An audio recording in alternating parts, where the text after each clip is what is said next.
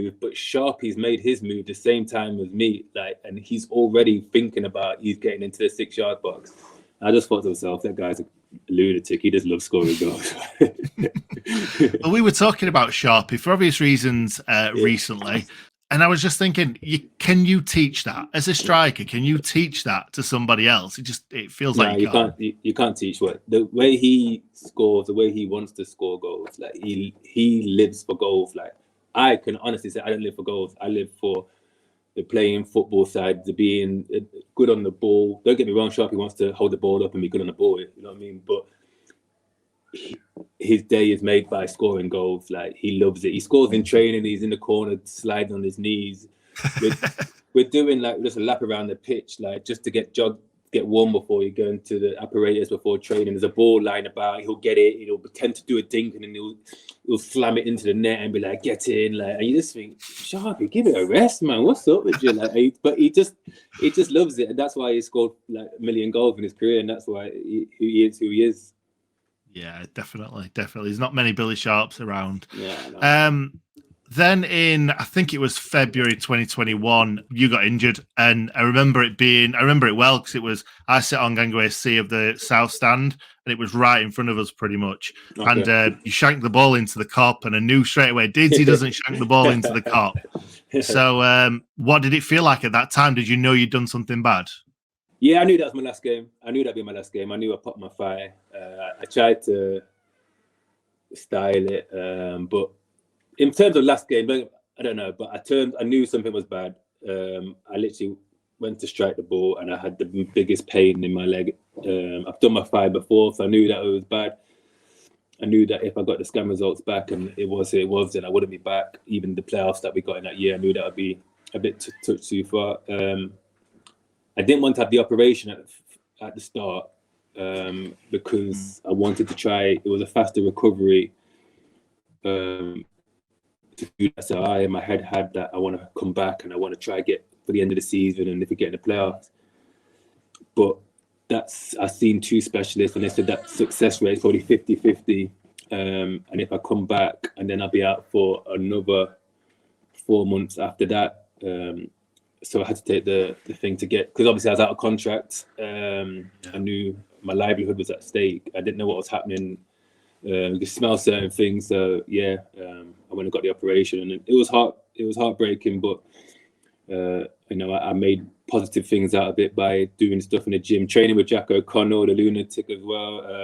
Putting my arm around some of the young boys. So yeah, I was like their big brother in the gym, getting them doing the things that they don't usually do. Oh, that's fantastic. That is great to hear. Yeah, so I knew we weren't going to see you play football again after that last game of the season at home, waving to the fans. You just knew that was going to happen. I remember saying something on here saying, I think that's his last game. People say, no, it's not. But you could just tell, having photos with your family in front of the cop and stuff like that, it just felt like a goodbye. And it was horrible. At least you got a chance to say a proper goodbye. That was a special moment. I don't take that for granted, getting out on the text. And then the club made a thing that they want me to come before the Forest game and should get my appreciation. And obviously I thought it would be good, but it was special, and I wish I stayed out there longer. And I'm a quite shy, humble guy, so I wanted to get out and I wanted to clap the fans and show my appreciation. But at the same time, I got a thing in my head saying, "This, you're way out of my comfort zone here, get in." But it was brilliant. You are, like everybody says, a cheat code in League One. It just should not be fair how good you are in League One, because this season, mate, you have scored so many goals, and actually, you've got loads of assists as well. You're not just scoring the goals; you're assisting everything as well. So how has this season been for you? I started a bit off it because I didn't have a pre-season. I was still coming back from my injuries. But yeah, once I got into my groove, I scored a hat-trick against Bristol Rovers. And then games like that, I was playing all the time, getting my fitness, like, how all players do. And then, yeah, I got into my groove. It's a different level of the Championship. I got to admit that. But yeah, I felt good, felt comfortable, felt I was one of the best players in the league. We've got it's a good setup there in terms of the facilities, the ground. The ground, you get 30,000 most weeks. League One, that's crazy support. We were taking 4,000 or 5,000 to away games most weeks. Exeter on a Tuesday night, that we had 2,000-3,000 around the place. it's a great club, great manager. Obviously, Paul Warne, he's a Northern boy as well around Yorkshire, so I've worked with a few of them. But yeah, big club, and it went well for me in terms of scoring goals. I do think some of the finishers, I couldn't score some of them at the Blades, but that's life. I think you scored 57 hat-tricks this season as well, is that right? yeah, around that number, yeah. No, 3 hat-tricks, yeah. One come, then the second one. I think they all came in about 8 weeks or something. It was silly, you know. I never scored a hat-trick before, as you probably know, and then 3 come. Yeah, I remember it was a couple of times I scored braces for the Blades, and I come really close to scoring. I remember the whole game, 2 goals came straight away. I remember I had a chance in the second half. There's another game as well where I scored a brace, and I've had it all at Ipswich and other clubs as well. And then these goals, these hat tricks kept coming. And one game I could have had 4, but my strike partner had come on and he was down. James Collins, he was down for a penalty. So we spoke about it, and I gave it him. Well, I didn't give it him. He was down for it, so that he took that one. So that could have been 4 one game. Yeah, I just want to say there's a Derby County fan that follows me on Twitter that every time you scored a goal would message me, because before you signed for them and it was all in the talks, he was like, oh, what's David McGoldrick like and what's Conor Hourihane like? And I'm like, David McGoldrick is the greatest footballer of all time.